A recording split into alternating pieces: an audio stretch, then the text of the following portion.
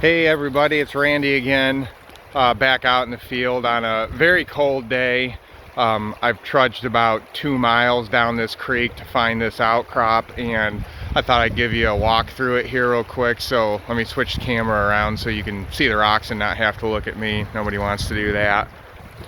But so this is the section. So I'm in the same section that I was in last week in that video that I posted. So the gray shale here that you see with all of these concretion horizons, that's the Shale. And then this blocky brownish black shale up here, that's the Rhine Street. So we're again just below the contact here. If you keep going downstream, you would be into the Middlesex black shale. So that was a deepening transgressive event. And then you come out of that into these regressive gray shales here of the Shale.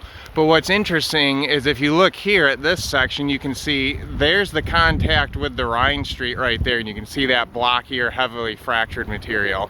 And then you go through here, which is about 2 meters or so of a darker gray shale, which is still part of the Kashakwa, but it has slightly elevated TOC. Again, you're talking about maybe like 0.5% or something like that TOC.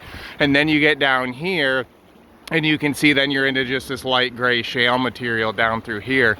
And what this likely represents here is a sea level rise event, or at least a base level rise, that's occurring down here in the Kashakwa before you get up into the main event of the Rhine Street deepening event up above it there. So what you're going through is regressive systems tracks material up through here until you hit this point here, and then you start to see the deepening event, which really takes place there at the base of the Rhine Street. Now you can see some of these beds in here are heavily fractured. Those are thin black shale units that represent some sort of high stands beds in there. They're good organic rich black shales. Those fractures are catagenic fractures from hydrocarbon generation. They're probably Milankovitch forced or something like that. But that's kind of the overall picture here. So again, we got black shales downstream coming up through this gray shale section before passing back up into black shales again in this upper Devonian cycle that just continually repeats that coming out of the Taghanic unconformity. So hope you enjoyed the video.